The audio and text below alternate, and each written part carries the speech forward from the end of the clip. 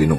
మొదటిది, కుక్క తనకు భోజనం పెట్టిన వారిని దైవంగా భావిస్తుంది కాబట్టి మనిషి వడ్డించింది ప్రసాదంగా తిని తృప్తిగా దీవిస్తుంది. రెండవది, శునకం కాలభైరవుని రూపం కాబట్టి శునకాన్ని ప్రసన్నం చేసుకునే వారికి శని ప్రభావం తక్కువగా ఉంటుంది. 3, కుక్కకు పెట్టిన ఒక్క ముద్ద వల్ల మనుషులు ఇంటికి, పంటకి, పిల్లలకి అన్నిటికీ కాపలా కాస్తూ నమ్మకంగా ఉంటుంది. 4, ఇంటికి జరిగే అరిష్టాన్ని ఆవు గ్రహిస్తే ఇంటికి పొంచి ఉన్న ముప్పుని కుక్క రానివ్వకుండా చేస్తుంది. 5, కుక్క ఒకే జంతువు మనిషి బాధని, కన్నీళ్లను కూడా చూసి అవి తొందరగా పోవాలని, నా యజమాని సంతోషంగా ఉండాలని మనస్ఫూర్తిగా కోరుకుంటుంది.